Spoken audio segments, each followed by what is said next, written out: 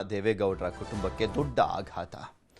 ಬಾಳಿ ಬದುಕಿದಂಥ ಮನೆಯಲ್ಲೇ ಅಂತಿಮ ಪೂಜೆ ಮಾಡಲಾಯಿತು. ಮುತ್ತೈದೆ ಪೂಜೆಯನ್ನು ನೆರವೇರಿಸಿ ಬೀಳ್ಕೊಡುಗೆಯನ್ನು ಕೊಡಲಾಯಿತು. ಸಾಕಷ್ಟು ವರ್ಷಗಳ ಕಾಲ ಚೆನ್ನಮ್ಮ ಅವರು ಬಾಳಿ ಬದುಕಿದಂಥ ಮನೆ ಪದ್ಮನಾಭನಗರ, ಅವರ ಮಗಳ ಮನೆ ಶೈಲಜಾ ಅವರ ನಿವಾಸದಲ್ಲೇ ಇದ್ದಿದ್ದಂಥದ್ದು ದೇವೇಗೌಡರು ಮತ್ತು ಚೆನ್ನಮ್ಮ. ತ್ರಿವರ್ಣ ಧ್ವಜವನ್ನು ಹೊದಿಸಿ ಸರ್ಕಾರಿ ಗೌರವವನ್ನು ಸಲ್ಲಿಸಲಾಯಿತು. ಹೊಳೆನರಸೀಪುರದತ್ತ ಅಂತಿಮ ಯಾತ್ರೆಯನ್ನ ಮಾಡಲಾಗ್ತಾ ಇದೆ. ನಾಳೆ ಮಾವಿನಕೆರೆಯ ಆ ಬೆಟ್ಟದ ತಪ್ಪಲಿನ ಬಳಿ ಅಂತ್ಯ ಸಂಸ್ಕಾರ ನೆರವೇರಿಸಲಾಗುತ್ತೆ. ಅವರ ಇಚ್ಛೆಯಂತೆ ಆಸೆಯಂತೆ ಮಾವಿನಕೆರೆ ಬೆಟ್ಟದ ತಪ್ಪಲಿನಲ್ಲಿ ಅಂತ್ಯಕ್ರಿಯೆ ನಡೆಯಲಿರುವಂಥದ್ದು. ಅದಕ್ಕೂ ಮುಂಚೆಯ ದೃಶ್ಯಾವಳಿಗಳನ್ನು ನಿಮಗೆ ತೋರಿಸ್ತಾ ಇದ್ದೀವಿ. ಎಚ್ ಡಿ ಕುಮಾರಸ್ವಾಮಿ ಅವರ ಕಣ್ಣೀರು, ಅವರ ಕುಟುಂಬದವರ ಕಣ್ಣೀರು, ದೇವೇಗೌಡರು ಕಣ್ಣೀರನ್ನು ಹಾಕ್ತಾನೇ ಇದ್ದಾರೆ, ಬಿಕ್ಕಿ ಬಿಕ್ಕಿ ಅಳ್ತಾನೇ ಇದ್ದಾರೆ. ತಾಯಿಯನ್ನು ಕಳ್ಕೊಂಡಂತಹ ಎಚ್ ಡಿ ಕೆ ಮತ್ತು ಅವರ ಮಗಳು ಅನಸೂಯ ಅವರು, ಶೈಲಜಾ ಅವರು ಎಲ್ಲರೂ ಅಲ್ಲೇ ಇದ್ದಾರೆ, ಕಣ್ಣೀರನ್ನು ಹಾಕ್ತಾ ಇದ್ದಾರೆ. 4 ಜನ ಗಂಡು ಮಕ್ಕಳು, 2 ಹೆಣ್ಣು ಮಕ್ಕಳು ಚೆನ್ನಮ್ಮ ಅವರಿಗೆ. ಎಲ್ಲರನ್ನೂ ಕೂಡ ಒಟ್ಟಾಗಿ ಕೊಂಡೊಯ್ತಾ ಇದ್ರು. ಆ ಕುಟುಂಬದ ಶಕ್ತಿಯಾಗಿದ್ದಂಥವ್ರು, ಬೆಳಕಾಗಿದ್ದಂಥವ್ರು ಚೆನ್ನಮ್ಮ ಅವರು.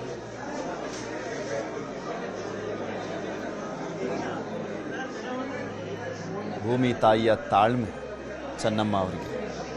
ಏಕೆಂದರೆ ದೇವೇಗೌಡರ ಪ್ರತಿ ಏಳಿಗೆಯಲ್ಲೂ ಕೂಡ, ಪ್ರತಿ ಹೆಜ್ಜೆಯಲ್ಲೂ ಕೂಡ ಹೆಜ್ಜೆ ಹಾಕಿದಂಥವರು ಚೆನ್ನಮ್ಮ ಅವರು.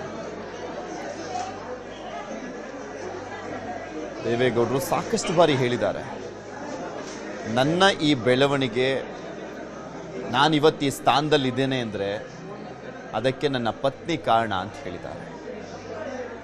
ಅಷ್ಟರ ಮಟ್ಟಿಗೆ ದೇವೇಗೌಡರ ಕುಟುಂಬವನ್ನು ಸಾಕಿ ಸಲಹುದಂಥವರು ಚೆನ್ನಮ್ಮ ಅವರು.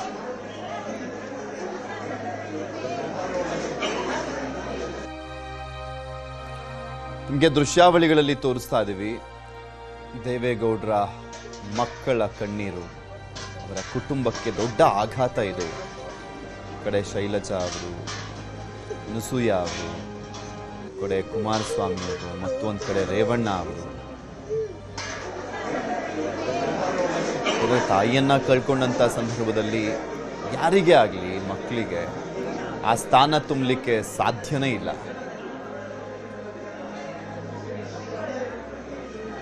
ದೇವೇಗೌಡರು ಬಿಕ್ಕಿ ಬಿಕ್ಕಿ ಅಳ್ತಾ ಇರುವಂಥದ್ದನ್ನ ನೋಡ್ತಾ ಇದ್ದಾರೆ. ಈ ದೃಶ್ಯಾವಳಿ ಇದೆಯಲ್ಲ, ಸ್ಪೆಷಲಿ ದೇವೇಗೌಡರ ವಿಚಾರದಲ್ಲಿ 72 ವರ್ಷಗಳ ಕಾಲ ದಾಂಪತ್ಯ ಜೀವನ. ಭವಾನಿ ರೇವಣ್ಣ ಅವರು ಮಾತನಾಡಿದ್ದಾರೆ, ಅವ್ರೇನು ಹೇಳಿದ್ದಾರೆ ಕೇಳೋಣ.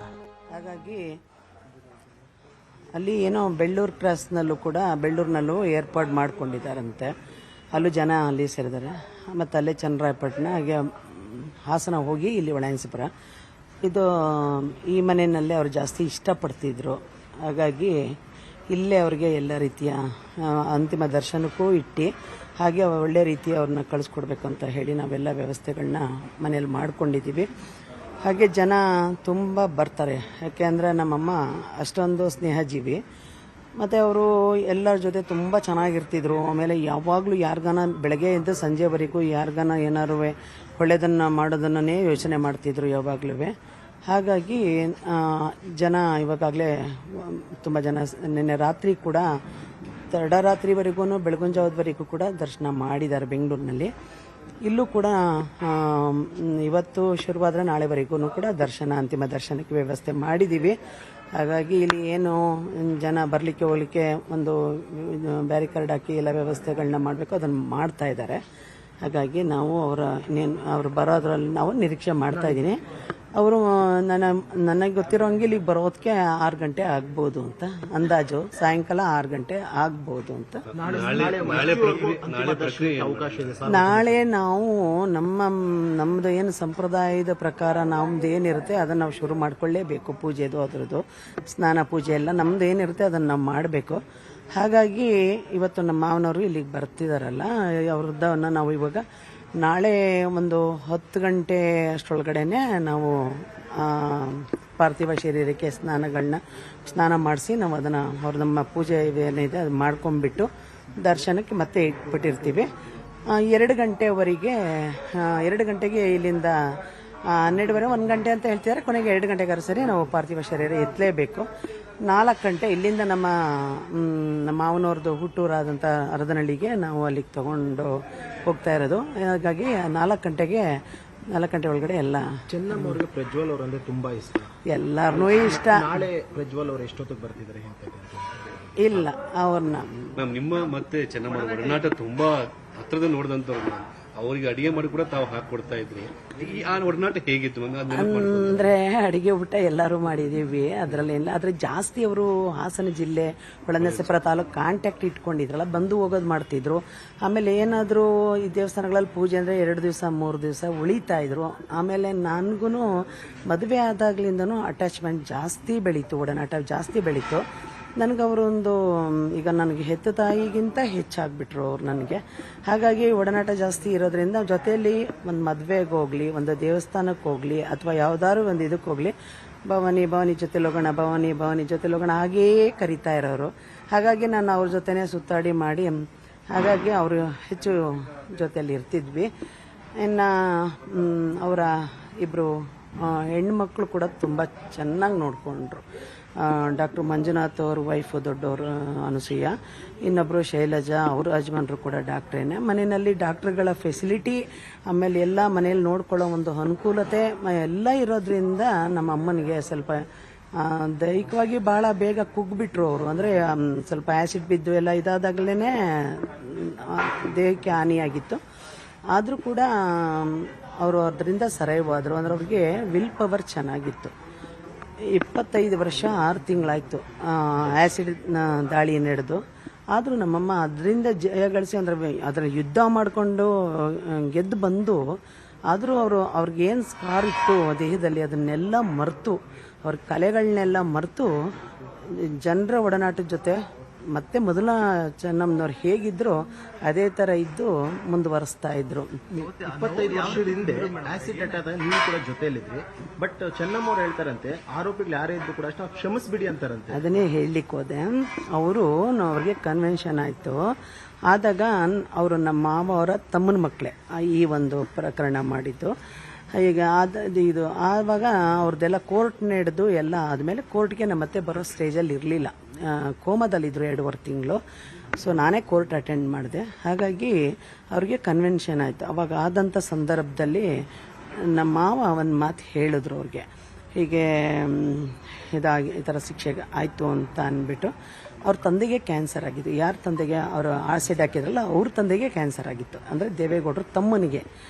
ಆವಾಗ ಇಲ್ಲಿ ಗೌಡ್ರು ಒಂದು ಕಡೆ ಹೆಂಡತಿ ಕಡೆನೂ ವಾಲಕ್ಕಾಗ್ದಾನೆ, ಮಕ್ಳ ಕಡೆ ತಮ್ಮನ ಕಡೆನೂ ಹೇಳೋಕ್ಕಾಗ್ದಾನೆ ಸ್ವಲ್ಪ ತೊಡಲಾಡ್ತಲ್ಲಿ ಪತ್ನಿ ಹತ್ರ ಹೇಳ್ಕೊಂಡ್ರು. ಆಗ ಅಮ್ಮ, ಹೋಲಿ ಬಿಡಿ, ಅದನ್ನು ಕ್ಷಮಿಸ್ಬಿಡಿ, ಏನು ಬೇಡ, 1-2 ವರ್ಷ ಇರಿಸ್ಬಿಟ್ಟು ಕಳಿಸ್ಬಿಡಿ, ಅದೇನು ಬೇಡ ಅಂತ ಒಂದೇ ಮಾತಲ್ಲಿ ನಮ್ಮತ್ತೆ ಅವ್ರನ್ನ ಕ್ಷಮಿಸ್ಬಿಟ್ರು.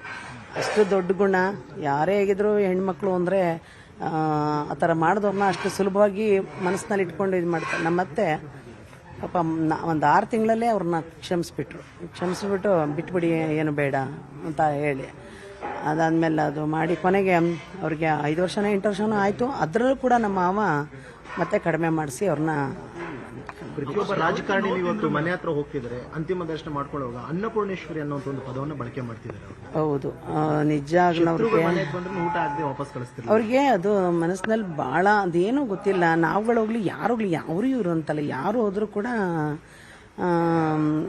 ಊಟ ಮಾಡಿದ್ರ, ತಿಂಡಿ ತಿನ್ನ. ಆಮೇಲೆ ನಮ್ಮ ಮನೆ ಯಾರು ಕೆಲಸ ಮಾಡ್ತಾ ಇರ್ತಾರೆ ಅಥವಾ ಮನೆಯವ್ರು ಯಾರು ನಾವು ಅಲ್ಲಿ ಓಡಾಡ್ತೀವಿ, ನೋಡಮ್ಮ ಅವ್ರಿಗೆ ತಿಂಡಿ ಕೊಡು, ಅವ್ರಿಗೆ ಊಟ ಕೊಡು, ನಾನಿರಲಿ, ಅವ್ರ ಹೆಣ್ಮಕ್ಳಿರಲಿ, ಯಾರಿರಲಿ, ಆಮೇಲೆ ಅಡುಗೆಯವರು ಯಾರಿದ್ರು ಕೂಡ ಅವ್ರಿಗೆ ಊಟ ಕೊಡು, ಅವ್ರಿಗೆ ತಿಂಡಿ ಕೊಡು. ಅವ್ರು ಏನಾದರೂ ಮನೆ ಕಡೆ ಆರ್ಥಿಕ ಕಷ್ಟ ಇದ್ದು ಅವ್ರು ಬಂದಿದ್ರೆ ಅದಕ್ಕೆ ತಕ್ಕನಂತೆ ನಮ್ಮತ್ತೆ ಅವ್ರ ಕೈನಲ್ಲಿ ಏನು ಹತ್ತಿತ್ತು ಅದನ್ನು ಮಾಡಿ ಕಳಿಸ್ತಿರು. ಬರೀ ಕೈನಲ್ಲಂತೂ ಜೀವನದಲ್ಲಿ ಯಾರನ್ನೂ ಹಂಗೆ ಕಳಿಸ್ಲಿಲ್ಲ. ಕೆಲವರು ಡಿಗ್ರಿ ಮಾಡ್ಕೊಂಡಿದ್ರು, ಅವರೆಲ್ಲ ನಿರುದ್ಯೋಗಿಗಳು, ಕೆಲಸ ಕೇಳ್ಕೊಂಡು ಬರೋರು. ಈಗೆಲ್ಲ ಪರ್ಮನೆಂಟ್ ಜಾಬು ಅಂತ ಎಲ್ಲೂ ಹಾಕ್ತಿರ್ಲಿಲ್ವಲ್ಲ.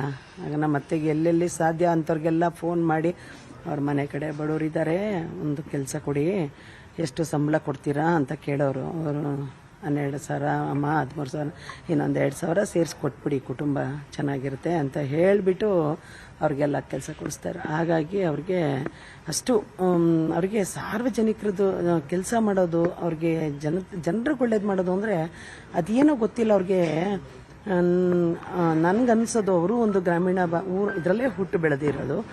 ಆ ಥರ ಸ್ವಭಾವ ಎಲ್ಲರಿಗೂ ಬರ್ಲಿಕ್ಕೆ ಸಾಧ್ಯ ಇಲ್ಲ. ಈಗ ಅವ್ರಿಗೂ ಹುಟ್ಟುತ್ತಾರೆಲ್ಲ ಇರ್ತಾರೆ, ಆದರೆ ನಮ್ಮಮ್ಮ ವಿಭಿನ್ನವಾಗಿ ಹುಟ್ಟಿದ್ರು, ವಿಭಿನ್ನವಾಗಿ ನಡ್ಕೊಂಡು ದೇವೇಗೌಡ ರಾಜಕೀಯ ಭವಿಷ್ಯ ಆಗಿರ್ಬೋದು. ಇವತ್ತು ದೇವೇಗೌಡರು ಹಿಂಗಿದ್ದಾರೆ ಅಂತಂದ್ರೆ ಮೇನ್ ರೀಸನ್ ಬೆನ್ನೆಲುಬಾಗಿ ನಿಂತರು. ಪ್ರತಿಯೊಂದರಲ್ಲೂ ಕೂಡ ಅವರು ಅಧಿಕಾರದಲ್ಲಿ ಇದ್ದಾಗಲೂ ಕೂಡ ಅಷ್ಟೇ ಇದ್ರು, ಕುಗ್ದಾಗಲೂ ಕೂಡ ಧೈರ್ಯ ಹೇಳ್ತಿದ್ರು. ಆ ವಿಚಾರಗಳೇನಾದ್ರು ನಿಮ್ಮ ಹತ್ರ ಶೇರ್ ಮಾಡ್ಕೊಂಡಿದ್ರೆ ಯಾವಾಗಾದ್ರೂ ದೇವೇಗೌಡ PM ಇಂದ ಇಳಿದಾಗ ಆಗಿರ್ಬೋದು?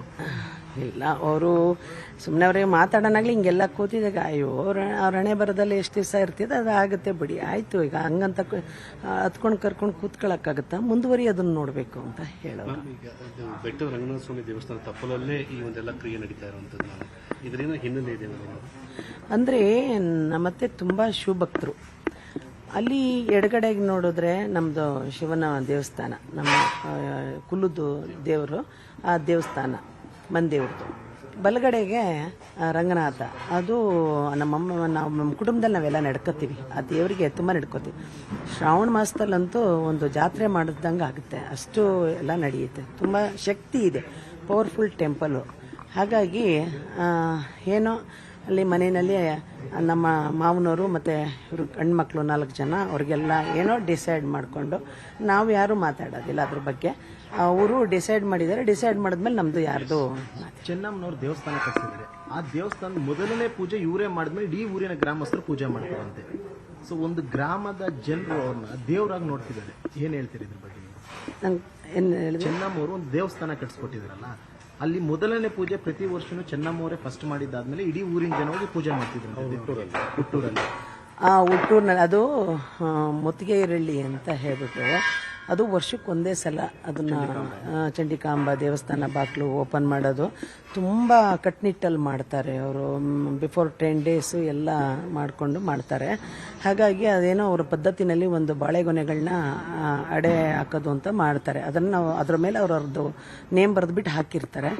ಅದು ಒಂದು 5 days ಮುಂಚೆ ಹಾಕಿರ್ತಾರೆ, ಅದವೆಲ್ಲ ಓಪನ್ ಮಾಡಿ ಏನೋ ಮಾಡ್ತಾರೆ ಅವರು. ಅದು ಅಮ್ಮ ಹೋಗೋವರಿಗೆ ಕಾಯ್ಕೊಂಡಿದ್ದು ಅಭಿಷೇಕ ಮಾಡಿ ಮಾಡ್ತಾರೆ.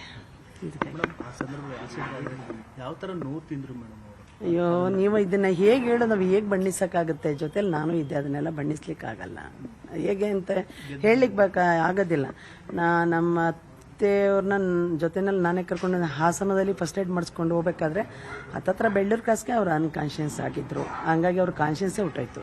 2 ತಿಂಗಳು ಅವರು 2.5 ತಿಂಗಳು ಕೋಮಟಲ್ಲ ಇದ್ರು. ಅದನ್ನು ಹೆಂಗೆ ನಾವು ಹೇಳೋದು, ಹೆಂಗೆ ಉರಿ ಅಂದರೆ ನೀವು ಹೆಂಗೆ ಅರ್ಥ ಮಾಡ್ಕೊಳಕ್ಕೆ ಸಾಧ್ಯ? ನಾವು ತಡೆದಿದ್ದೀವಿ ಅಷ್ಟೇ. ದೈವಶಕ್ತಿನೇ.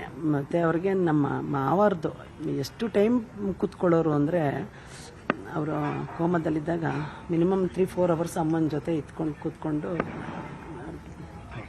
ಕುಟುಂಬದವರು ಎಲ್ಲ ನಿರ್ವಹಣೆ ಮಾಡಿದ್ರು.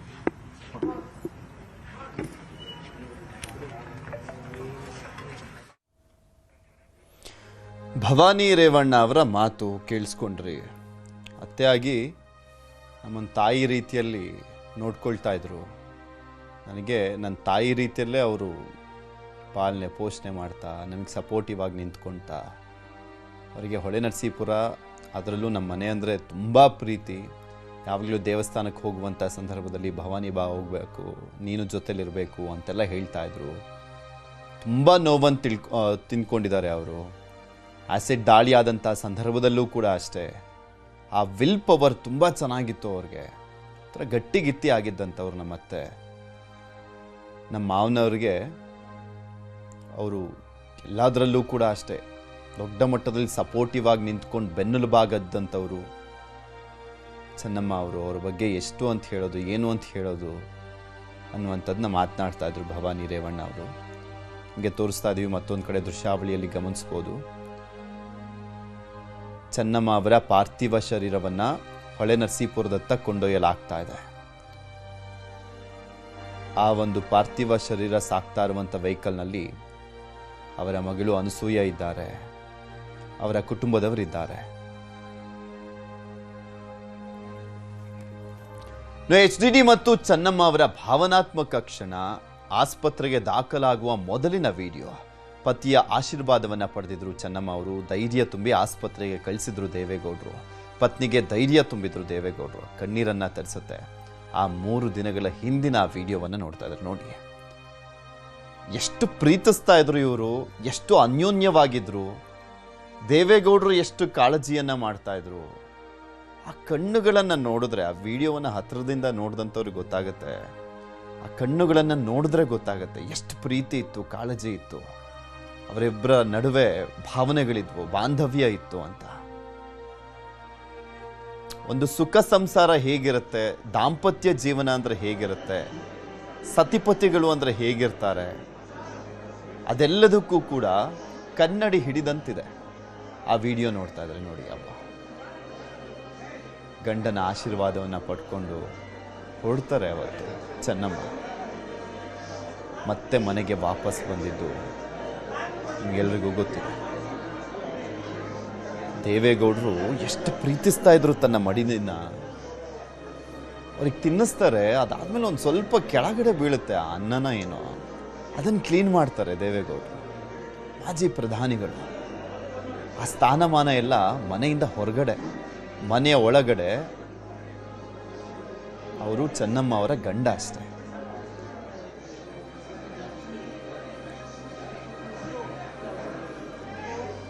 ನಾಳೆ ಸಂಜೆ ಮಾವಿನಕೆರೆಯ ಕ್ಯಾತನಹಳ್ಳಿಯಲ್ಲಿ ಚೆನ್ನಮ್ಮ ಅವರ ಅಂತ್ಯ ಸಂಸ್ಕಾರ ನೆರವೇರಲಿದೆ. ಶ್ರೀ ರಂಗನಾಥ ಸ್ವಾಮಿ ಬೆಟ್ಟದ ತಪ್ಪಲಿನಲ್ಲಿ ಸಕಲ ಸಿದ್ಧತೆಯನ್ನು ಮಾಡಿಕೊಳ್ಳಲಾಗಿದೆ. ಚೆನ್ನಮ್ಮ ಅವರಿಗೂ ಹಾಗೂ ಹಾಸನ ಜಿಲ್ಲೆಯ ಮಾವಿನಕೆರೆಗೂ ಧಾರ್ಮಿಕ ಮತ್ತು ಭಾವನಾತ್ಮಕ ಅನುಬಂಧ. ಚೆನ್ನಮ್ಮ ದೇವೇಗೌಡ ಅವರು ಮಾವಿನಕೆರೆ ರಂಗನಾಥ ಸ್ವಾಮಿಯ ಪರಮ ಭಕ್ತಿಯಾಗಿದ್ದರು. ರಂಗನಾಥ ಸ್ವಾಮಿ ಇವರ ಮನೆ ದೇವರಾಗಿದ್ದು ಪ್ರತಿ ವರ್ಷ ವಿಶೇಷ ಪೂಜೆ ಹಾಗೂ ಧಾರ್ಮಿಕ ವಿಧಿವಿಧಾನಗಳನ್ನು ಚೆನ್ನಮ್ಮ ಅವರ ನೇತೃತ್ವದಲ್ಲೇ ಇಲ್ಲಿ ಆಯೋಜನೆ ಮಾಡಲಾಗ್ತಾ ಇತ್ತು. ದೇವೇಗೌಡರ ಸುದೀರ್ಘ ರಾಜಕೀಯ ಜೀವನದ ಏಳು ಬೀಳುಗಳು, ಕುಟುಂಬದ ಏಳಿಗೆ ಹಾಗೂ ಮಕ್ಕಳ ಭವಿಷ್ಯಕ್ಕಾಗಿ ಅವರು ಸದಾ ಈ ಕ್ಷೇತ್ರಕ್ಕೆ ನಡ್ಕೊಳ್ತಾನೆ ಇದ್ರು. ಈ ಕಾರಣದಿಂದಲೇ ಅವರ ಅಂತ್ಯ ಸಂಸ್ಕಾರವನ್ನು ಮಾವಿನಕೆರೆಯ ಪುಣ್ಯ ಭೂಮಿಯಲ್ಲಿ ನೆರವೇರಿಸಲಿಕ್ಕೆ ಕುಟುಂಬಸ್ಥರು ತೀರ್ಮಾನವನ್ನು ಮಾಡಿರುವಂಥದ್ದು. ಅಲ್ಲೆಲ್ಲ ರೀತಿಯಾದಂಥ ವ್ಯವಸ್ಥೆಯನ್ನು ರೇವಣ್ಣ ಅವರ ನೇತೃತ್ವದಲ್ಲಿ ನೋಡ್ಕೊಳ್ಳಾಗ್ತಾ ಇದೆ. ನೋವಿನಲ್ಲೂ ಕೂಡ ರೇವಣ್ಣ ಅವರು ಅಲ್ಲಿ ಏನಾಗ್ತಾ ಇದೆ, ಏನು, ಯಾವ ರೀತಿಯ ವ್ಯವಸ್ಥೆ ಮಾಡಬೇಕು ಅಂತ ನೋಡ್ಕೊಳ್ತಾ ಇದ್ದಾರೆ. ಮತ್ತು ಒಂದು ಕಡೆ ಶ್ರೇಯಸ್ ಪಟೇಲ್ ಇದ್ದಾರೆ. ಶ್ರೇಯಸ್ ಪಟೇಲ್ ಅವರು ಹಾಸನದ ಸಂಸದರು. ದೇವೇಗೌಡರ ಫ್ಯಾಮಿಲಿ ಮತ್ತು ಪುಟ್ಟಸ್ವಾಮೇಗೌಡರು ಅಂತಿದ್ರು. ಶ್ರೇಯಸ್ ಪಟೇಲ್ ಅವರು ಅವ್ರ ಮೊಮ್ಮಗ. ಈ ರಾಜಕೀಯ ಒಂದು ತಿಕ್ಕಾಟಗಳು ಏನಾದರೂ ಇರಲಿ, ವೈಷಮ್ಯ ಏನಾದರೂ ಇರಲಿ, ಅದು ರಾಜಕೀಯಕ್ಕೆ ಮಾತ್ರ ಸೀಮಿತ, ವೈಯಕ್ತಿಕವಾಗಲ್ಲ ಅನ್ನುವಂಥದ್ದು ಕೂಡ ಶ್ರೇಯಸ್ ಪಟೇಲ್ ಅವರ ಅಲ್ಲಿ ಉಪಸ್ಥಿತಿ ಇದೆಯಲ್ಲ, ಅದು ಸಾರ್ತಾ ಇದೆ ಅಲ್ಲಿ. ಅಮ್ಮನ ಸಾವಿನ ದುಃಖ ತಡೆಯಲಾಗ್ತಾ ಇಲ್ಲ ರೇವಣ್ಣ ಅವರಿಗೆ. ನಿನ್ನೆಯಿಂದಲೂ ಕೂಡ ಅಳ್ತಾನೇ ಇದ್ದಾರೆ ರೇವಣ್ಣ ಅವರು. ಹೊಳೆನರಸೀಪುರದಲ್ಲಿ ಕಣ್ಣೀರಿಟ್ಟಿದ್ದಾರೆ ರೇವಣ್ಣ. ಇಲ್ಲೂ ಅಳ್ತಾ ಇದ್ರು. ತಾಯಿಯನ್ನ ಆಸ್ಪತ್ರೆಯಲ್ಲಿ ನೋಡುವಂಥ ಸಂದರ್ಭದಲ್ಲೂ ಕೂಡ ಸಾಕಷ್ಟು ದುಃಖ. ಅಂತ್ಯ ಸಂಸ್ಕಾರದ ಜಾಗದ ಸಿದ್ಧತೆ ಪರಿಶೀಲನೆಯ ಸಂದರ್ಭದಲ್ಲಿ ಕಣ್ಣೀರು ಹಾಕ್ತಾನೆ ಇದ್ದಾರೆ. ತಾಯಿ ಅಲ್ವಾ, ತಾಯಿ ಇಷ್ಟು ವರ್ಷಗಳ ಕಾಲ ಇವ್ರ ಜೊತೆನೇ ಇದ್ರು.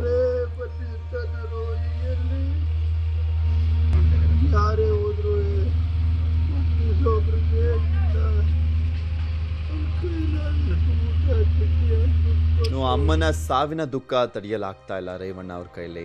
ನಿನ್ನೆಯಿಂದಲೂ ಕೂಡ ಅಳ್ತಾನೇ ಇದ್ದಾರೆ. ಹೊಳೆನರಸೀಪುರದಲ್ಲಿ ಕಣ್ಣೀರಿಟ್ಟರು ರೇವಣ್ಣ. ಅಂತ್ಯ ಸಂಸ್ಕಾರದ ಜಾಗದ ಸಿದ್ಧತೆಯ ಪರಿಶೀಲನೆಯನ್ನ ಮಾಡ್ತಾ ಇದ್ದಾರೆ.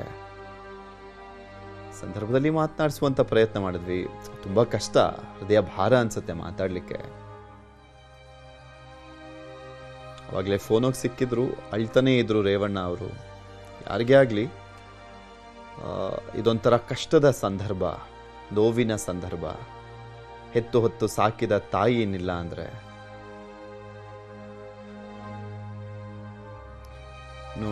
ನಮ್ಮ ಪ್ರತಿನಿಧಿ ಕೃಷ್ಣಮೂರ್ತಿ ರೇವಣ್ಣ ಅವರನ್ನ ಮಾತನಾಡಿಸಿದ್ದಾರೆ. ಏನ್ ಹೇಳಿದ್ರು ಕೇಳೋಣ. ಸ್ಥಳಕ್ಕೆ ಆ ಸಿದ್ಧತೆಯನ್ನ ಪರಿಶೀಲನೆ ಮಾಡಲಿಕ್ಕೆ ಮಾಜಿ ಸಚಿವರು HD ರೇವಣ್ಣ ಅವರು ಬಂದಿದ್ದಾರೆ. ಅವನು ಕೂಡ ಮಾತಾಡಿಸ್ತೀನಿ. ಸರ್, ಇವತ್ತು ಹರದನಹಳ್ಳಿಯಲ್ಲಿ ನಿಮ್ಮ ತಾಯಿಯವರ ಅಂತಿಮ ಅಂತ್ಯಕ್ರಿಯೆಯನ್ನು ಮಾಡಲಿಕ್ಕೆ ವ್ಯವಸ್ಥೆ ಮಾಡ್ಕೊಂಡಿದ್ದೀವಿ ಸರ್. ಎಷ್ಟೊತ್ತಿಗೆ ಆಗುತ್ತೆ ಸರ್? ನಾಳೆ ಯಾವ ರೀತಿಯಾಗಿ ವಿಧಿವಿಧಾನಗಳು ನಡೆಯುತ್ತೆ ಸರ್? ದೇವತೆ ಕಳ್ಕೊಂಡ್ಬಿಟ್ಟೆ ಸರ್. ನನ್ನ ತಾಯಿನ ಇನ್ನಾಡು 12ರಿಂದ 14 ಸರ್. ಚೆನ್ನಮ್ಮನವರು ಅಂತ ಹೇಳಿದ್ರೆ ಸಾಕಷ್ಟು ಜನರಿಗೆ ಹೊಳೆನರಸೀಪುರ ಮಾತ್ರ ಅಲ್ಲ ಸರ್, ರಾಜ್ಯದ ಮೂಲೆ ಮೂಲೆಗಳಿಂದ ಬಂದಂಥ ಜನರಿಗೆ ಅನ್ನ ಹಾಕಿದಂಥ ತಾಯಿ ಸರ್. ಇವರನ್ನ ನೆನೆಸ್ಕೊಳ್ಳೋದಾದ್ರೆ ಸರ್, ಎಷ್ಟು ಜನಕ್ಕೆ ಅನ್ನ ಹಾಕಿದ್ರು ಹಾಗೆಲ್ಲ ಎಲ್ಲರಿಗೂ ಊಟ ಹಾಕಿ ವಿದ್ಯಾಭ್ಯಾಸ ಎಲ್ಲ ಕೊಡೋರು ಬಡವರಿಗೆ ಏನ್ ಗೊತ್ತಿಲ್ಲ ಸರ್. ನೀವು ಚಿಕ್ಕದ್ರಲ್ಲಿದ್ದಾಗಲೂ ಕೂಡ ಬಡತನದಲ್ಲಿದ್ದಾನೆ ಅವರು ದೇವೇಗೌಡರಿಗೆ ನೆರವಾಗಿದ್ದಂಥವ್ರು. ರಾಜಕೀಯದಲ್ಲಿ ಎಷ್ಟೇ ಸೋಲು ಅನುಭವಿಸ್ಲಿ ಗೆಲುವು ಅನುಭವಿಸ್ಲಿ ದೇವೇಗೌಡರ ಬೆನ್ನಿಗೆ ನಿಂತಿದ್ದವರು ಚೆನ್ನಮ್ಮ ಅವರು. ನೀವು ಕಂಡಂತೆ ಚೆನ್ನಮ್ಮ ಅವರು ನಿಮ್ಮ ಗೆಲುವನ್ನು ಕೂಡ ರಾಜಕೀಯದ ಬೆನ್ನೆಲುಬು ಕೂಡ ಅವರಾಗಿದ್ದರು ಸರ್. ಇದ್ರ ಬಗ್ಗೆ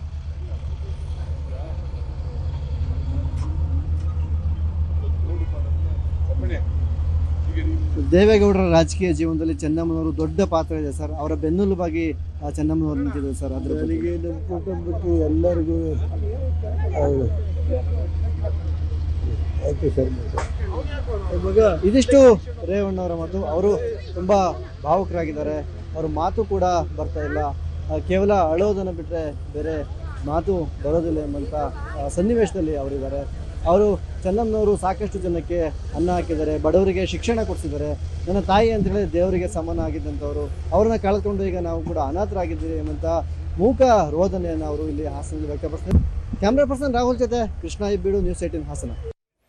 ಇದ್ರ ಬಗ್ಗೆ ಇನ್ನಷ್ಟು ಮಾಹಿತಿಯನ್ನು ಕೊಡ್ತಾ ಹೋಗ್ತಾರೆ. ಮಾವಿನಕೆರೆಯಿಂದಲೇ ನೇರ ಸಂಪರ್ಕದಲ್ಲಿ ಜಾಯ್ನ್ ಆಗಿದ್ದಾರೆ ನಮ್ಮ ಪ್ರತಿನಿಧಿ ಆನಂದ್. ಈಗ ಆಲ್ರೆಡಿ ಬೆಂಗಳೂರಿನಿಂದ ಹೊರಟಿರುವಂಥದ್ದು ಹೊಳೆನರಸೀಪುರದತ್ತ ಪಾರ್ಥಿವ ಶರೀರ ಬರ್ತಾ ಇದೆ. ಇದೇ ಸಂದರ್ಭದಲ್ಲಿ ಚೆನ್ನಮ್ಮ ಅವರ ಇಚ್ಛೆಯಂತೆ ಅವರ ಕುಟುಂಬದವರು ನಿರ್ಧಾರ ಮಾಡಿ ಮಾವಿನಕೆರೆ ಬೆಟ್ಟದ ತಪ್ಪಲಿನಲ್ಲೇ ಅಂತ್ಯಕ್ರಿಯೆಯನ್ನ ಮಾಡಲಿಕ್ಕೆ ಎಲ್ಲ ರೀತಿಯಾದಂಥ ವ್ಯವಸ್ಥೆಯನ್ನು ಮಾಡಿಕೊಳ್ಳಲಾಗ್ತದೆ. ಆ ವ್ಯವಸ್ಥೆಯನ್ನು ತೋರಿಸ್ತಾ ಹೋಗ್ಬೋದಾ? ಯಾವ ರೀತಿಯಾಗಿ ಸಿದ್ಧತೆ ಮಾಡಿಕೊಳ್ಳಲಾಗಿದೆ? ಖಂಡಿತವಾಗಿಯೂ ಪೃಥ್ವಿ, ಯಾಕಂತ ಹೇಳಿದ್ರೆ ಚೆನ್ನಮ್ಮನವರ ಪ್ರೀತಿಪೂರ್ವಕ ದೇವಸ್ಥಾನ ಅಂತ ಹೇಳಿದ್ರೆ ಅದು ಮಾವಿನಕೆರೆಯ ರಂಗನಾಥ ಸ್ವಾಮಿ ದೇವಸ್ಥಾನ. ನಾನು ದೃಶ್ಯದಲ್ಲಿ ನಿಮಗೆ ತೋರಿಸ್ತಾ ಹೋಗ್ತೇನೆ. ಬೆಳಗ್ಗಿನಿಂದಲೂ ಕೂಡ ಏನು ರಂಗನಾಥ ಸ್ವಾಮಿಯ ಬೆಟ್ಟದ ತಪ್ಪಲಿನಲ್ಲಿರುವಂತಹ ಈ ದೇವೇಗೌಡರ ಕುಟುಂಬಸ್ಥರ ಈ ತೋಟದಲ್ಲಿ ಸಾಕಷ್ಟು ಸಿದ್ಧತೆಗಳನ್ನು ಕೂಡ ಮಾಡಿಕೊಳ್ಳಲಾಗ್ತಾ ಇದೆ. ಖುದ್ದು HD ರೇವಣ್ಣವರು ಬೆಳಗ್ಗೆಯಿಂದಲೂ ಸ್ಥಳದಲ್ಲಿ ಬೀಡು ಬಿಟ್ಟು ಎಲ್ಲ ಸಿದ್ಧತೆಗಳನ್ನು ಕೂಡ ಮಾಡಿಸ್ತಾ ಇರುವಂಥದ್ದು. ಯಾಕಂತ ಹೇಳಿದ್ರೆ ಬರುವಂತೆ ನಾಳೆ ಖುದ್ದು CM DK ಶಿವಕುಮಾರ್ ಸೇರಿದಂತೆ ಕೇಂದ್ರ ಸಚಿವರು ಸಹ ಅಂತ್ಯಕ್ರಿಯೆಯಲ್ಲಿ ಭಾಗಿಯಾಗ್ತಾರೆ ಅನ್ನುವಂಥ ಮಾಹಿತಿ ಸಿಕ್ಕಿರೋ ಹಿನ್ನೆಲೆಯಲ್ಲಿ ಯಾವುದೇ ಕಾರಣಕ್ಕೂ ಕೂಡ ಯಾವುದೇ ತೊಂದರೆ ಆಗಬಾರ್ದು. ಬರುವಂಥ VIP-ಗಳಿಗಿರ್ಬೋದು, ಸಾರ್ವಜನಿಕರಿಗಿರ್ಬೋದು, ಎಲ್ಲರೂ ಕೂಡ ಒಳ್ಳೆ ರೀತಿಯಲ್ಲಿ ದರ್ಶನ ಆಗಬೇಕು. ಯಾವುದೇ ಥರದ ಅಹಿತಕರ ಘಟನೆಗಳು ಆಗಬಾರ್ದು ಅಂತೇಳಿ ಬಿಗಿ ಪೊಲೀಸ್ ಬಂದೋಬಸ್ತ್ನು ಕೂಡ ಮಾಡ್ಕೊಳ್ಳಲಾಗ್ತದೆ. ಮತ್ತೊಂದು ಕಡೆಯಾಗಿ ಇಲ್ಲಿ ಪ್ರಮುಖವಾದಂಥ ಅಂಶ ಅಂದರೆ ನನ್ನ ಬಲಭಾಗದಲ್ಲಿ ನಾನು ನಿಮಗೆ ತೋರಿಸ್ತೀನಿ ಪೃಥ್ವಿ. ಇಲ್ಲಿಂದ ಅಂದರೆ ಅಂತ್ಯಕ್ರಿಯೆ ನಡೆಯುವ ಸ್ಥಳದಿಂದ ಸ್ವಲ್ಪ ದೂರದಲ್ಲೇ ಇರುವಂಥದ್ದು ರಂಗನಾಥ ಸ್ವಾಮಿ ದೇವರ ಬೆಟ್ಟ. ಆ ಬೆಟ್ಟದಿಂದ ನಿಂತ್ಕೊಂಡು ಗೋಪುರ ಏನಿದೆ ಅಲ್ಲಿ ನಿಂತ್ಕೊಂಡು ನೋಡಿದ್ರು ಸಹ ಇಲ್ಲಿ ಚೆನ್ನಮ್ಮನವರ ಅಂತ್ಯಕ್ರಿಯೆ ಆಗುವಂತ ಸ್ಥಳ ಕಾಣಬೇಕು. ಆ ನಿಟ್ಟಿನಲ್ಲಿ ಸ್ಥಳವನ್ನ ಈಗಾಗಲೇ ರೇವಣ್ಣ ಅವರು ಗುರುತು ಮಾಡಿರುವಂಥದ್ದು. ಯಾಕಂತ ಹೇಳಿದ್ರೆ ಪ್ರತಿ ಬಾರಿಯೂ ಕೂಡ ಅರ್ನಳ್ಳಿಗೆ ಬಂದಂತ ಸಂದರ್ಭದಲ್ಲಿ ಚೆನ್ನಮ್ಮನವರು ಖುದ್ದು ದೇವರ ದರ್ಶನಕ್ಕೆ ಬರ್ತಾ ಇದ್ರು. 1 ಗಂಟೆಗೂ ಹೆಚ್ಚು ಕಾಲ ನಿರಂತರವಾಗಿ ಪೂಜೆನ ಸಲ್ಲಿಸ್ತಾ ಇದ್ರು. ದೇವೇಗೌಡರ ಕುಟುಂಬದ ಹೆಸರಲ್ಲಿ ಅರ್ಚನೆಯನ್ನ ಮಾಡಿಸ್ತಾ ಇದ್ರು. ಆ ನಿಟ್ಟಿನಲ್ಲಿ ಆ ಬೆಟ್ಟದಿಂದ ನಿಂತು ನೋಡಿದ್ರು ಕೂಡ ಇಲ್ಲಿ ಚೆನ್ನಮ್ಮನವರ ಒಂದು ಅಂತ್ಯಕ್ರಿಯೆ ಏನಾಗುತ್ತೆ ಅದು ಕಾಣಬೇಕು. ಮತ್ತು ಇಲ್ಲಿಂದ ಅಲ್ಲಿಯೂ ಕೂಡ ದೇವಸ್ಥಾನದ ಗೋಪುರ ಕಾಣಬೇಕು ಅನ್ನೋ ನಿಟ್ಟಿನಲ್ಲಿ ಇದೀಗ ಅಂತ್ಯಕ್ರಿಯೆಗೆ ಸಿದ್ಧತೆಗಳನ್ನ ಮಾಡ್ಕೊಳ್ತಾ ಇರುವಂಥದ್ದು. ಜೊತೆಗೆ ಇಲ್ಲಿದ್ದಂಥ ಒಂದಷ್ಟು ಮರಗಳನ್ನು ಕೂಡ ಕಟ್ ಮಾಡಿ ಅಂತ್ಯಕ್ರಿಯೆಗೆ ಯಾವ ರೀತಿ ಅಂದರೆ ಈಗಾಗಲೇ ಒಂದು ರೂಪುರೇಷೆಯನ್ನು HD ರೇವಣ್ಣ ಅವರು ಸಿದ್ಧಪಡಿಸಿಕೊಂಡಿರುವಂಥದ್ದು. ಆ ನಿಟ್ಟಿನಲ್ಲಿ ಎಲ್ಲವೂ ಕೂಡ ನಡೀತಾ ಇದೆ. ಈಗಾಗಲೇ ಸ್ಥಳಕ್ಕೆ ಏನು ಹಾಸನದ ಸಂಸದರಾದ ಶ್ರೇಯಸ್ ಪಟೇಲ್ ಇರ್ಬೋದು, ಶಾಸಕರಾದ ಸ್ವರೂಪ್ ಪಟೇಲ್, DC ಲತಾ ಕುಮಾರಿ, DIG ಬೋರ್ಲಿಂಗಾಯ್ ಸೇರಿದಂತೆ ಎಲ್ಲರೂ ಕೂಡ ಒಂದು ಸಾರಿ ಭೇಟಿಯನ್ನು ನೀಡಿ ಸ್ಥಳವನ್ನು ಪರಿಶೀಲನೆ ಮಾಡೋದು. ಸರ್ಕಾರದ ಆದೇಶ ಏನಿದೆ ಅದರಂತೆಯೂ ಕೂಡ ಎಲ್ಲ ಆಗಬೇಕು ಅಂತೇಳಿ. ಯಾಕೆಂದ್ರೆ ಈಗಾಗಲೇ DK ಶಿವಕುಮಾರ್ ಅವರು ಹೇಳಿರುವಂಥದ್ದು ಸಕಲ ಸರ್ಕಾರಿ ಗೌರವಗಳನ್ನ ಚೆನ್ನಮ್ಮ ಅವರಿಗೆ ಕೊಡಬೇಕು ಅಂತೇಳಿ. ಆ ನಿಟ್ಟಿನಲ್ಲಿ ಎಲ್ಲ ಕಡೆಗಳಿಂದಲೂ ಕೂಡ ಅಲ್ಲದೆ ಏನು ಹೆಲಿಪ್ಯಾಡ್ನನ್ನು ಕೂಡ ಅರ್ನಳ್ಳಿಯಲ್ಲಿ 2 ಹೆಲಿಪ್ಯಾಡ್ ಹಾಗೂ ಹೊಳೆನರಸೀಪುರದಲ್ಲಿ 3 ಹೆಲಿಪ್ಯಾಡ್ಗಳನ್ನ ಈಗಾಗಲೇ ಸಿದ್ಧತೆ ಮಾಡ್ಕೊಂಡಿರುವಂಥದ್ದು. ಯಾಕೆಂದ್ರೆ ಕೇಂದ್ರ ಸಚಿವರು ಇರ್ಬೋದು, CM ಇರ್ಬೋದು, ಖುದ್ದು ನಾಳೆ ಹೆಲಿಪ್ಯಾಡ್ ಮೂಲಕವೇ ಆಗಮಿಸ್ತಾರೆ, ಹೆಲಿಕಾಪ್ಟರ್ ಮೂಲಕ ಅನ್ನುವಂಥ ಮಾಹಿತಿ ಇರುವಂಥದ್ದು. ಆ ನಿಟ್ಟಿನಲ್ಲಿ ಯಾವುದೇ ಕಾರಣಕ್ಕೂ ಯಾವುದೇ ಗೊಂದಲಗಳು ಉಂಟಾಗಬಾರ್ದು ಅಂತೇಳಿ ಅಂತ್ಯಕ್ರಿಯೆಗೆ ಬೇಕಾದಂತಹ ಸಮಗ್ರ ಸಿದ್ಧತೆಗಳನ್ನು ಕೂಡ ಮಾಡ್ಕೊಳ್ತಾ ಇದ್ದಾರೆ. ಇನ್ನು ಈಗಾಗಲೇ ಪಾರ್ಥಿವ ಶರೀರ ಬೆಂಗಳೂರಿನ ಬಿಟ್ಟು ಹಾಸನದತ್ತ ಹೊರಟಿರುವಂಥದ್ದು. ಸದ್ಯ ಸಂಜೆ ಸುಮಾರು 3ರಿಂದ 4 ಗಂಟೆ ವೇಳೆಗೆ ಹಾಸನವನ್ನ ಚೆನ್ನಮ್ಮನವರ ಪಾರ್ಥಿವ ಶರೀರ ತಲುಪುತ್ತೆ. ನಂತರದಲ್ಲಿ ಮೆರವಣಿಗೆಯ ಮೂಲಕ ಹೊಳೆನರಸೀಪುರಕ್ಕೆ ತೆಗೆದುಕೊಂಡು ಹೋಗಲಾಗುತ್ತೆ. ಪೃಥ್ವಿ. ಓಕೆ, ಧನ್ಯವಾದ ಆನಂದ್ ನಿಮ್ಮೆಲ್ಲ ಮಾಹಿತಿಗಾಗಿ. ಮತ್ತಷ್ಟು ಮಾಹಿತಿಗಳನ್ನು ನಿಮ್ಮ ಮುಂದೆ ಇಡ್ತಾ ಹೋಗ್ತೀವಿ. ಆದರೆ ಅದಕ್ಕೂ ಮುಂಚೆ ಒಂದು ಸ್ಮಾಲ್ ಬ್ರೇಕ್. ಎಲ್ಲ ರಾಜಕೀಯ ಗಣ್ಯರು ಬೆಂಗಳೂರಿನಲ್ಲಿ ಅಂತಿಮ ದರ್ಶನವನ್ನು ಪಡ್ಕೊಳ್ತಾ ಇದ್ದಾರೆ. ಸರ್ಕಾರಿ ಗೌರವಗಳೊಂದಿಗೆ ಅವರ ಅಂತ್ಯಕ್ರಿಯೆ ನೆರವೇರಿಸಲಾಗುತ್ತೆ ಅಂತ ನಿನ್ನೆ ಮುಖ್ಯಮಂತ್ರಿಗಳು ಘೋಷಣೆ ಮಾಡಿದರು.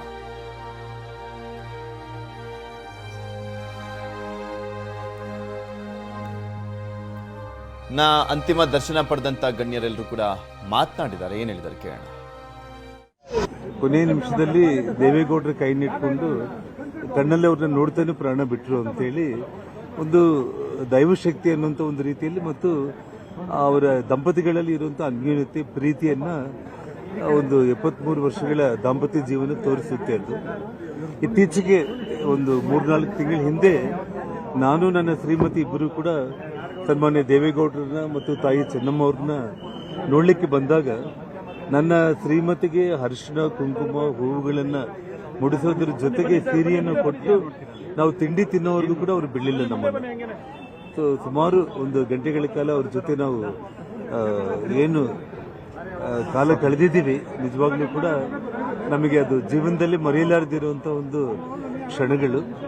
ಆ ತಾಯಿ ಒಂದು ಆತ್ಮಕ್ಕೆ ಶಾಂತಿಯನ್ನು ಸಿಗಲಿ ಮತ್ತು ಅವ್ರ ಇಡೀ ಕುಟುಂಬ ಅವರು ಅದನ್ನು ಭರೈಸುವಂಥ ಒಂದು ಶಕ್ತಿ ಭಗವಂತ ಕೊಡಲಿ ಅಂತೇಳಿ ದೇವರಲ್ಲಿ ನಾನು ಪ್ರಾರ್ಥನೆ.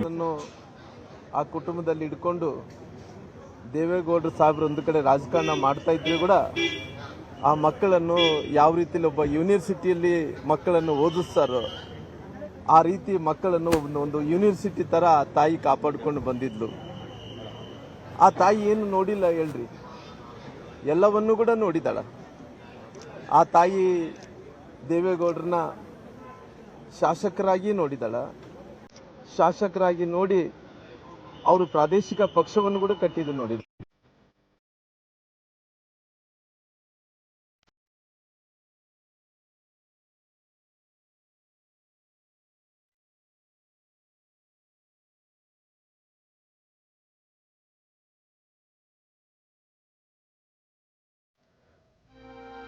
ಬೆಂಗಳೂರಿನಿಂದ ಚೆನ್ನಮ್ಮ ಅವರ ಅಂತಿಮ ಯಾತ್ರೆ ಹೋಗ್ತಾ ಇರುವಂಥದ್ದು ಆ ದೃಶ್ಯಾವಳಿಯನ್ನು ತೋರಿಸ್ತಾ ಇದ್ವಿ.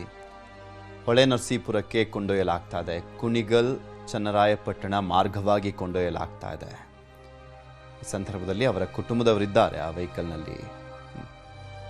ಮತ್ತು ಒಂದು ಕಡೆ ಮಾವಿನಕೆರೆ ತೊಪ್ಪಲಿನ ಬಳಿ, ಒಂದು ಮಾವಿನಕೆರೆ ಬೆಟ್ಟದ ತಪ್ಪಲಿನ ಬಳಿ ಸಾಕಷ್ಟು ವ್ಯವಸ್ಥೆ ಸಿದ್ಧತೆ ಮಾಡಿಕೊಳ್ಳಲಾಗಿದೆ. ಬೆಂಗಳೂರಿನಿಂದ ಚೆನ್ನಮ್ಮ ಅಂತಿಮ ಯಾತ್ರೆ ಹೋಗ್ತಾ ಇದೆ. ಹೊಳೆ ನರಸೀಪುರದತ್ತ ಅಂತಿಮ ಪಯಣ. ಹೊಳೆ ನರಸೀಪುರ ಮನೆಯಲ್ಲಿ ಅಂತಿಮ ದರ್ಶನಕ್ಕೆ ವ್ಯವಸ್ಥೆ ಮಾಡಲಾಗಿದೆ. ನಾಳೆವರೆಗೂ ಅಲ್ಲೇ ಅಂತಿಮ ದರ್ಶನಕ್ಕೆ ವ್ಯವಸ್ಥೆಯನ್ನು ಮಾಡಲಾಗಿದೆ.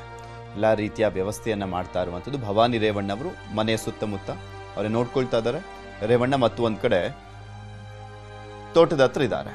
ಇನ್ನು ಮನೆಯ ಹತ್ತಿರ ಯಾವ ರೀತಿಯ ವ್ಯವಸ್ಥೆಯನ್ನು ಮಾಡ್ಕೊಳ್ಳಾಗ್ತಾ ಇದೆ ಅನ್ನುವಂಥದ್ರ ಬಗ್ಗೆ ಇನ್ನಷ್ಟು ಮಾಹಿತಿಯನ್ನು ಕೊಡ್ತಾ ಹೋಗ್ತಾರೆ ನಮ್ಮ ಪ್ರತಿನಿಧಿ ಮಂಜುನಾಥ್. ಮಂಜು, ಮನೆಯ ಹತ್ರನೇ ಎಲ್ಲ ರೀತಿಯಾದಂಥ ವ್ಯವಸ್ಥೆಯನ್ನು ಮಾಡ್ಕೊಳ್ಳಾಗ್ತಾ ಇರುವಂಥದ್ದು. ನಾಳೆ ಬೆಳಗ್ಗೆವರೆಗೂ ಅಲ್ಲೇ ಸಾರ್ವಜನಿಕರಿಗೆ ಅಂತಿಮ ದರ್ಶನಕ್ಕೆ ವ್ಯವಸ್ಥೆ ಯಾವ ರೀತಿ ಆಗ್ತಾ ಇದೆ, ಯಾರು ನೋಡ್ಕೊಳ್ತಾ ಇದ್ದಾರೆ ವ್ಯವಸ್ಥೆಗಳನ್ನು?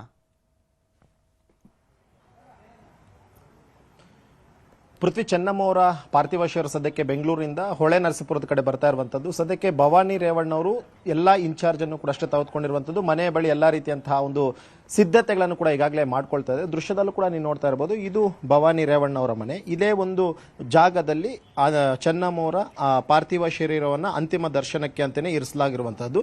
ಜೊತೆಗೆ ಇಲ್ಲಿ ಬರುವಂತಹ ವಿಐಪಿಗಳಿಗೆ ಒಂದು ರೀತಿಯಂತಹ ಬೇರೆ ಕಡೆಯಿಂದ ವ್ಯವಸ್ಥೆಯನ್ನು ಮಾಡ್ಕೊಂಡಿದ್ರೆ, ಪಬ್ಲಿಕ್ ಬರೋದಕ್ಕೆ ಬೇರೆ ರೀತಿಯಂತಹ ಒಂದು ವ್ಯವಸ್ಥೆಯನ್ನು ಕೂಡ ಅಷ್ಟೇ ಎರಡು ರೀತಿಯಂತಹ ವ್ಯವಸ್ಥೆಗಳನ್ನು ಈಗಾಗಲೇ ಮಾಡ್ಕೊಂಡಿದ್ದಾರೆ. ಜೊತೆಗೆ ಭವಾನಿ ರೇವಣ್ಣ ಅವರೇ ಮುಂದೆ ನಿಂತ್ಕೊಂಡು ಎಲ್ಲಾ ರೀತಿಯಂತಹ ಭದ್ರತಾ ಕಾರ್ಯಗಳನ್ನು ನೋಡ್ಕೊಳ್ತಾ ಇರುವಂತದ್ದು. ವಿಐಪಿಗಳು ಎಲ್ಲಿಂದ ಹೇಗೆ ಬರಬೇಕು, ಜೊತೆಗೆ ದೇವೇಗೌಡರು ಯಾವ ಜಾಗದಲ್ಲಿ ಕೂತ್ಕೊಳ್ಬೇಕು, ಜೊತೆಗೆ ಕುಟುಂಬಸ್ಥರು ಎಲ್ಲಿ ಕೂತ್ಕೊಳ್ಬೇಕು, ಮತ್ತೆ ಪಬ್ಲಿಕ್ ಯಾವ ಒಂದು ಜಾಗದಿಂದ ಬರಬೇಕು ಅನ್ನುವಂಥದ್ರ ಬಗ್ಗೆ ಸಂಪೂರ್ಣವಾಗಿ ಇಲ್ಲಿರುವಂತಹ ಸಿಬ್ಬಂದಿಗಳು ಹೇಳಿಸಿ ಅವರು ಮಾಡಿಸ್ತಾ ಇರುವಂತದ್ದು. ಜೊತೆಗೆ 6 ಗಂಟೆ ಸುಮಾರಿಗೆ ಇದೇ ಒಂದು ಜಾಗಕ್ಕೆ ಚೆನ್ನಮ್ಮ ಅವರ ಪಾರ್ಥಿವ ಶರೀರ ಬರುತ್ತೆ ಅನ್ನುವಂಥ ಒಂದು ಮಾತನ್ನು ಕೂಡ ಅಷ್ಟೇ ಭವಾನಿ ರೇವಣ್ಣ ಅವರು ಹೇಳ್ತಾರೆ. ಯಾಕಂದ್ರೆ ಬೆಂಗಳೂರಿನಿಂದ ಹೊರಟಿದ್ದಾದಂತಹ ಬಳಿಕ ಬೆಳ್ಳೂರು ಕ್ರಾಸ್ನಲ್ಲೂ ಕೂಡ ಅಷ್ಟೇ ಸಾಕಷ್ಟು ಸಂಖ್ಯೆಯಲ್ಲಿ ಜನ ಸೇರಿದ್ದಾರೆ. ಅವರು ಕೂಡ ಅಷ್ಟೇ ಅಂತಿಮವಾಗಿ ಚೆನ್ನಮ್ಮ ಅವರನ್ನ ದರ್ಶನ ಮಾಡ್ಕೊಳ್ಬೇಕು ಅಂತ ಸಾಕಷ್ಟು ಸಂಖ್ಯೆಯಲ್ಲಿ ಜನ ಇದ್ದಾರೆ. ಆ ಒಂದು ಕಾರಣಕ್ಕೋಸ್ಕರ ಬೆಳ್ಳೂರು ಕ್ರಾಸ್ನಲ್ಲಿ ಕೂಡ ಸುಮಾರು ಒಂದು 10 ರಿಂದ 15 ನಿಮಿಷಗಳ ಕಾಲ ನಿಲ್ಲಿಸುತ್ತೆ. ಇದಾದಂತ ಬಳಿಕ ಚನ್ನರಾಯಪಟ್ಟಣದಲ್ಲಿ ಕೂಡ ಅಷ್ಟೇ ಒಂದಷ್ಟು ಜನ ಸೇರಿದ್ದಾರೆ. ಅಲ್ಲಿಯೂ ಕೂಡ ಅಷ್ಟೇ ಅಂತಿಮ ದರ್ಶನಕ್ಕೆ ವ್ಯವಸ್ಥೆ ಮಾಡಿದ್ದಾರೆ. ಅದಾದಂತ ಬಳಿಕ ಹಾಸನದಲ್ಲಿ ಒಟ್ಟು 5 ಕಡೆಗಳಲ್ಲಿ ಅಂತಿಮ ದರ್ಶನಕ್ಕೆ ವ್ಯವಸ್ಥೆಯನ್ನು ಮಾಡಿಕೊಂಡಿದ್ದು, ಇದೆಲ್ಲವನ್ನೂ ಕೂಡ ಅಷ್ಟೇ ಮುಗಿಸಿಕೊಂಡು ಇದೇ ಒಂದು ಹೊಳೆ ನರಸೀಪುರಕ್ಕೆ ಬರೋದಕ್ಕೆ 6 ಗಂಟೆಗಳಾಗಬಹುದು. 6 ಗಂಟೆಯಿಂದ ನಾಳೆ ಮಧ್ಯಾಹ್ನ 12 ಗಂಟೆವರೆಗೂ ಕೂಡ ಅಷ್ಟೇ ಸಾರ್ವಜನಿಕರ ಅಂತಿಮ ದರ್ಶನಕ್ಕೆ ಅವಕಾಶ ಇದೆ. 12 ಗಂಟೆಯ ಬಳಿಕ ಒಂದಷ್ಟು ಕುಟುಂಬದ ಪೂಜಾ ಕಾರ್ಯಗಳಿರುವಂತಹದ್ದು, ಸ್ನಾನ ಮಾಡಿಸುವಂತ ಒಂದಷ್ಟು ಕೆಲಸ ಆಗಿರ್ಬೋದು, ಇನ್ನಿತರ ಅವ್ರದ್ದು ಸಂಪ್ರದಾಯತೆ ಅಂತ ಒಂದಷ್ಟು ಪೂಜಾ ಕಾರ್ಯಗಳಿದೆ. ಆ ಒಂದು ಪೂಜಾ ಕಾರ್ಯಗಳು ನೆರವೇರೋದಕ್ಕೆ ಸುಮಾರು 1 ರಿಂದ 1.5 ಗಂಟೆಗಳ ಕಾಲ ಬೇಕು. ಇದಾಂತ ಬಳಿಕ ಮಧ್ಯಾಹ್ನದ 2 ಗಂಟೆ ವೇಳೆಗೆ ಇಲ್ಲಿಂದ ಮೃತದೇಹವನ್ನ ತಗೊಂಡು ಮಾವಿನ ಕೆರೆ ಸಮೀಪ ಇರುವಂತಹ ಒಂದು ತಪ್ಪಲಿನಲ್ಲಿ ಅಲ್ಲಿ ಅಂತ್ಯ ಕ್ರಿಯೆ ಮಾಡಿಸೋದಕ್ಕೆ ಎಲ್ಲಾ ರೀತಿಯಂತಹ ತಯಾರಿಗಳನ್ನು ಕೂಡ ಮಾಡ್ಕೊಂಡಿದ್ವಿ. ಒಟ್ಟಿನಲ್ಲಿ ನಾಳೆ ಮಧ್ಯಾಹ್ನ 12 ಗಂಟೆ 12:30ವರೆಗೂ ಮಾತ್ರ ಸಾರ್ವಜನಿಕರಿಗೆ ಅಂತಿಮ ದರ್ಶನಕ್ಕೆ ಇದೇ ಒಂದು ಜಾಗದಲ್ಲಿ ಅವಕಾಶವನ್ನು ಮಾಡಿಕೊಟ್ಟಿದ್ದಾರೆ. ಸಾವಿರಾರು ಸಂಖ್ಯೆಯಲ್ಲಿ ಬರುವಂತಹ ನಿರೀಕ್ಷೆ ಕೂಡ ಇರುವಂತದ್ದು. ಈ ಒಂದು ಕಾರಣಕ್ಕೋಸ್ಕರ ಯಾವುದೇ ರೀತಿಯಂತಹ ಒಂದು ತೊಂದರೆ ಆಗಬಾರದು ಅಂತಿಮ ದರ್ಶನಕ್ಕೆ ಅನ್ನೋ ಒಂದು ಕಾರಣಕ್ಕೋಸ್ಕರ ಸಂಪೂರ್ಣವಾಗಿ ಮನೆಯ ಮುಂಭಾಗದಲ್ಲಿ ಬ್ಯಾರಿಕೇಡ್ನ ವ್ಯವಸ್ಥೆಯನ್ನು ಮಾಡ್ಕೊಂಡಿರುವಂತದ್ದು. ಜೊತೆಗೆ ಅಕ್ಕಪಕ್ಕ ಇರುವಂತಹ ಡಿಸ್ಟಿಕ್ನ ಪೊಲೀಸರನ್ನು ಕೂಡ ಈಗಾಗಲೇ ಭದ್ರತೆಗೆ ನಿಯೋಜನೆಯನ್ನು ಮಾಡಿದ್ದಾರೆ. ಯಾಕಂದ್ರೆ ಇವತ್ತು ಸಂಜೆ 6 ಗಂಟೆಯಿಂದ ನಾಳೆ ಮಧ್ಯಾಹ್ನ 12 ಗಂಟೆವರೆಗೂ ಕೂಡ ಅಷ್ಟೇ ಸಾರ್ವಜನಿಕರ ಅಂತಿಮ ದರ್ಶನ ಅವಕಾಶ ಇದೆ. ಮಧ್ಯಾಹ್ನ 12 ಗಂಟೆ ಬಳಿಕ ಒಂದಷ್ಟು ಪೂಜಾ ಕಾರ್ಯಗಳಿರುವಂತಹ ನಿಟ್ಟಿನಲ್ಲಿ ಆ ಸಂದರ್ಭದಲ್ಲಿ ಯಾವುದೇ ಸಾರ್ವಜನಿಕರ ದರ್ಶನಕ್ಕೆ ಅವಕಾಶ ಇಲ್ಲ. ಬದಲಾಗಿ 2 ಗಂಟೆ ವೇಳೆಗೆ ಮನೆಯಿಂದ ಮೃತದೇಹ ತಂದುಕೊಳ್ಳೋದಕ್ಕೂ ಕೂಡ ಎಲ್ಲಾ ರೀತಿಯಂತಹ ಸಿದ್ಧತೆಗಳನ್ನು ಕೂಡ ಈಗಾಗಲೇ ಮಾಡಿಕೊಂಡಿರುವಂತಹದ್ದು. ಪೃಥ್ವಿ. ಓಕೆ, ಧನ್ಯವಾದ ಮಂಚು ನಿಮ್ಮೆಲ್ಲ ಮಾಹಿತಿಗಾಗಿ. ಇಲ್ಲಿ ಕಳ್ಳು ಹಿಂಡುವಂಥ ದೃಶ್ಯಾವಳಿಗಳು ಅಂದರೆ ಅದು ದೇವೇಗೌಡರದ್ದು. ನೋಡಿ, ಅಲ್ಲಿ ಕಣ್ಣೀರು ಹಾಕ್ತಾ ಇರುವಂಥ ದೃಶ್ಯಾವಳಿ ದೇವೇಗೌಡರದ್ದು. 72 ವರ್ಷಗಳ ಕಾಲ ಸುದೀರ್ಘ ದಾಂಪತ್ಯ ಜೀವನದಲ್ಲಿ ಜೊತೆಯಾಗಿದ್ದಂಥ ಜೀವ ಇವತ್ತಿಲ್ಲ ಅಂದರೆ ಆ ಮನಸ್ಸಿಗೆ ಎಂಥ ಆಘಾತ ಆಗಿರೋಣ. ಇನ್ನಷ್ಟು ಕುಗ್ಗಿ ಹೋಗದರೆ ಇರಲಿ ದೇವೇಗೌಡರು. ಯಾಕೆಂದರೆ ದೇವೇಗೌಡರನ್ನ ತುಂಬ ರೇರು ನಾವು ಕಣ್ಣೀರನ್ನು ಹಾಕುವಂಥದ್ದು ನೋಡೋದು. ಅಂಥದ್ರಲ್ಲಿ ತನ್ನ ಜೀವಕ್ಕೆ ಜೀವವಾಗಿದ್ದಂಥವ್ರು, ತನ್ನ ಜೀವನದ ಉದ್ದಕ್ಕೂ ಬೆನ್ನೆಲುಬಾಗಿ ಇದ್ದಂಥವ್ರು, ತನ್ನ ಜೀವನದ ಏಳ್ಗೆಯ ಸಂದರ್ಭದಲ್ಲಿ ಪ್ರತಿ ಹೆಜ್ಜೆಯಲ್ಲೂ ಕೂಡ ಹೆಜ್ಜೆ ಹಾಕ್ತಂಥವ್ರು ಚೆನ್ನಮ್ಮ ಅವರು. ಗೌಡ್ರ ಗೌಡ್ತಿ ಅವರ ಕುಟುಂಬದ ಗೌರವಕ್ಕೆ ಏನೇನೆಲ್ಲ ಪ್ರಯತ್ನಗಳನ್ನು ಮಾಡ್ಬೋದು ಎಲ್ಲವನ್ನೂ ಮಾಡಿದಂಥವ್ರು ಚೆನ್ನಮ್ಮ ಅವರು. ರಾಜಕೀಯದಲ್ಲಿ ದೇವೇಗೌಡರು ಬ್ಯುಸಿ ಇದ್ದರೆ ಇಡೀ ಕುಟುಂಬವನ್ನು ಸಾಕಿ ಸಲಹದಂಥವ್ರು ಚೆನ್ನಮ್ಮ ಅವರು. ಪ್ರತಿದಿನನೂ ಕೂಡ ಬಹುತೇಕ ಚೆನ್ನಮ್ಮ ಅವ್ರ ಜೊತೆ ಊಟ ಮಾಡ್ತಾಯಿದ್ರು ದೇವೇಗೌಡರು. ಇವತ್ತು ಅವರಿಲ್ಲ. ಇವತ್ತು ಇಷ್ಟು ಗಟ್ಮುಟ್ಟಾಗಿ ದೇವೇಗೌಡರು ಆರೋಗ್ಯವಾಗಿದ್ದಾರೆ ಅಂದರೆ ಅದರ ರೀಸನ್ ಬಿಹೈಂಡ್ ಅಂತ ನಾವು ನೋಡೋದಾದರೆ ಚೆನ್ನಮ್ಮ ಅವರು. ಎಲ್ಲೇ ಹೋಗಲಿ, ಏನೇ ಮಾಡಲಿ, ದೇವೇಗೌಡರಿಗೋಸ್ಕರ ಪ್ರಾರ್ಥನೆ, ಪೂಜೆ, ಪುನಸ್ಕಾರ, ಅದಕ್ಕೆಲ್ಲದಕ್ಕೂ ಕಾರಣ ಚೆನ್ನಮ್ಮ ಅವರು. ಇವತ್ತು ಅವರಿಲ್ಲ ಅನ್ನುವಂಥ ನೋವು